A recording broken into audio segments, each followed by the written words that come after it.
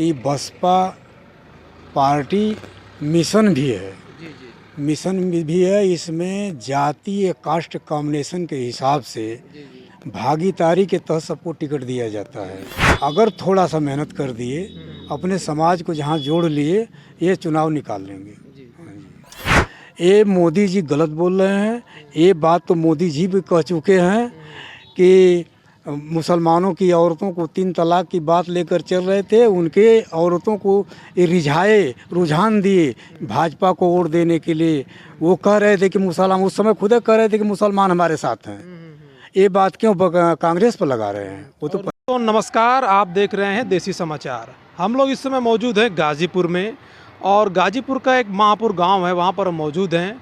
और हमारे साथ हैं बसपा के सैदपुर विधानसभा प्रभारी श्री झिंगुरी यादव, और इनसे हम लोग बातचीत करेंगे कि जो गाजीपुर में बसपा का जो माहौल है वो क्या माहौल रहेगा इस बार, और वो उनके प्रत्याशी जो इस बार लोकसभा के उठे हैं उमेश सिंह जी, उनका क्या प्लान रहेगा, वो किस तरह से अफजाल अंसारी और पारस नाथ राय को टक्कर देंगे। तो आइए चर्चा करते हैं इनसे। अपना परिचय दे दें दर्शकों को। हमारा नाम है झिंगुरी यादव। जी मैं बहुजन समाज पार्टी सैदपुर विधानसभा के विधानसभा प्रभारी हैं। जी जी हमारा ग्राम जलालपुर महापुर गाजीपुर पड़ता है। जी।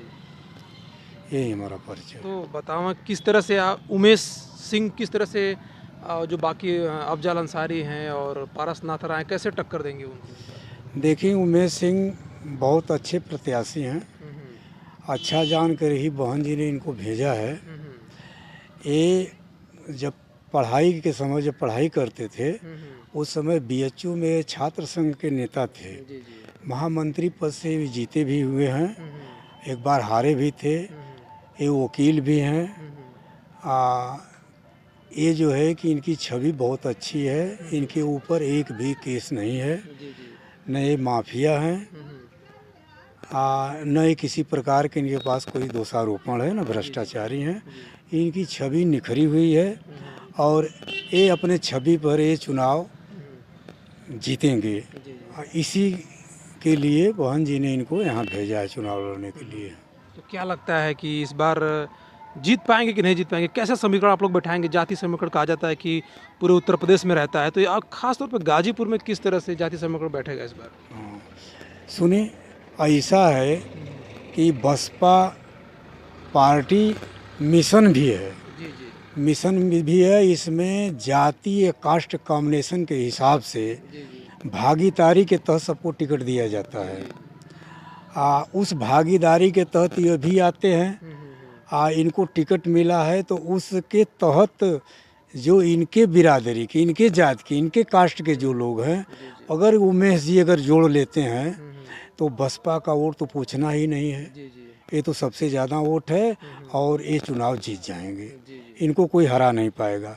इनकी छवि बहुत सुंदर है, क्योंकि एक जाने का नाम, एक प्रत्याशी का नाम आता है माफिया, जी जी और दूसरे प्रत्याशी का नाम आता है कि नकल माफिया।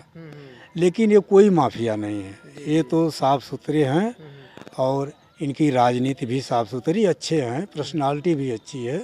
हाँ। तो आपको लगता है कि इस बार आपके उमेश सिंह जी यहाँ से लोकसभा सांसदीय चुनाव जीत जाएंगे? हाँ, मुझे लगता है कि उमेश सिंह भी कल का एक चुनाव रिजल्ट आ गया है। ऐसा इतिहास में बहुत कम देखने को मिलता है, या पहली बार हो सकता है देखने को मिला हो, कि गुजरात के सूरत में बीजेपी के एक नेता को जीत घोषित कर दिया गया। उस पर आप क्या कहना चाहेंगे? अभी चुनाव हुआ है ना, चुनाव 8 मई को होना था, तब तक अभी जीत घोषित कर दिया गया। देखिए, एक या तो जुमला है। ये भाजपा वाले जो भी घोषणाएं करते हैं, हारने जीतने के बाद अगर नहीं कर पाते उसको जुमला घोषित कर देते हैं। ये चुनावी जुमला है।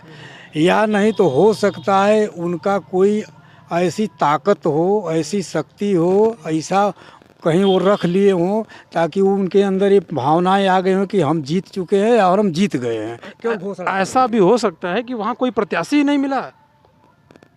ऐसी बात तो है नहीं।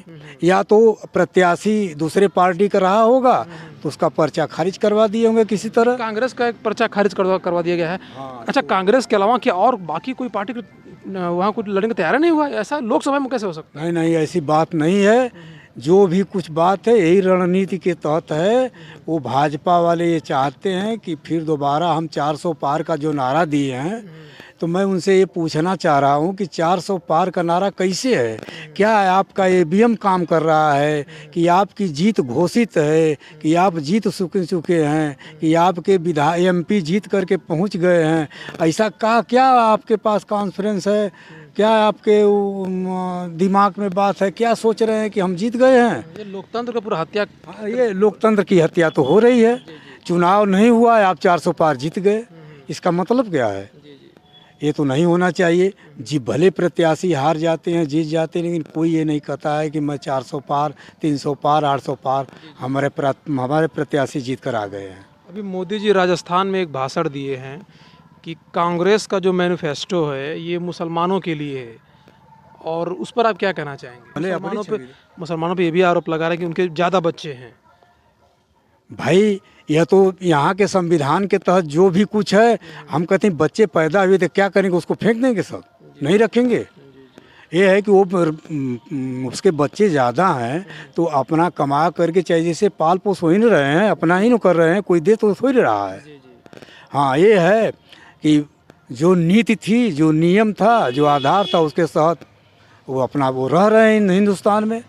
नहीं तो जब देश हमारा आज़ाद हुआ उसी समय बंटवारा कर लेना चाहिए कि मुसलमान यहाँ से वहाँ चले जाएं और वहाँ के हिंदू लोग यहाँ चले आएँ। ये हुआ नहीं होता। चाहे 10 बच्चे पैदा करें, चाहे 100 करें, क्या आपसे मतलब है? तो कहीं ये भी देखा जा रहा है कि अब कुछ लोग ये भी कह रहे हैं कि पहला चरण का जो चुनाव हुआ है उसमें मतदान कम हुआ है, इससे बीजेपी बौखला गई है और ऊट पटांग बयान दे रहे हैं उसके नेता लोग। जी हाँ, भाई यही कारण है। उन लोगों के नेताओं का जो उटपटांग जो भाषण है, जो बातें कह रहे हैं कि वोट जो उसका कम पड़ने की वजह से लोग ये कह रहे हैं कि मतलब उनका वोट कट गया, अब जो सॉलिड वोट है वो पड़ गया है। ऐसे बौखला गए, बौखला कर कुछ भी कह रहे हैं। अब उनका ईवीएम ही एक सहारा है। अब वो विकास की बात नहीं कर रहे कि हमने ये विकास किया है, अब वो सीधे हिंदू मुस्लिम पे आ गए हैं। इस पर क्या कहना चाहेंगे? उनको तो अपने विकास किए ही नहीं है। विकास कुछ नहीं हुआ है। आप हमारे सामने देख लीजिए, महापुरी रेलवे स्टेशन है, रेलवे स्टेशन को हाल्ट बना दिए। अंग्रेजों के ज़माने से स्टेशन है। यहाँ तमाम रजवाड़ी में, सैदपुर में, इधर केराकत में टिकट नहीं बिकता है, चौबेपुर में भी तो उससे ज़्यादा यहाँ टिकट बिकता है। यहाँ भाजपा के लोगों ने, यहाँ जब वोट कम पड़ा, भाजपा को कम पड़ा, सपा को ज़्यादा पड़ा, सपा का प्रत्याशी जीत गए अफजाल अंसारी। तो मनोज सिन्हा मंत्री थे भाजपा के, उन्होंने लिख दिया यहाँ कि जो कि इसको हाल्ट कर दो, इन सबों को सबक सिखा दो। अच्छा, बदले की भावना से यहाँ हाल्ट बनाकर चले गए कि इधर जो है कि सवर्ण माने उस बिरादरी के लोग ज़्यादा नहीं है, भाजपा के लोग यहाँ शेड्यूल कास्ट हैं, अपर कास्ट हैं, वो तमाम जो है बैकवर्ड हैं। इसे स्टेशन को हाल्ट बना दीजिए। और औंढियार, जबकि ये स्टेशन आप लोग अंग्रेजों के ज़माने से, अंग्रेज ही बनाए हैं, अंग्रेज ही बनाए। आज भी ईंट पत्थर उनका सब जो वो साबुत है, तोड़कर हाल्ट बना दिए। हाँ, तोड़कर हाल्ट बना दिए। यहाँ गाड़ियाँ नहीं रुकती हैं, एक आध दो डीएमओ रुकती हैं, यहाँ गाड़ियाँ नहीं रुकती हैं। गाड़ियाँ तो आती हैं, रुकती नहीं है यहाँ हम लोगों के लिए बहुत ही दिक्कत है। हम लोग सब पहले गाड़ियाँ जो चलती थी 4 बजे भोर में आ जाती थी, हमारे कितना हूँ बड़ा मरीज होता था, हम 10 रुपये में हम बनारस पहुँच जाते थे मरीज लेकर के। अब वही मरीज हम 4000 5000 लगाते हैं तब हम हॉस्पिटल जाते हैं। गरीबों के लिए कितना ये दर्दनी बात है।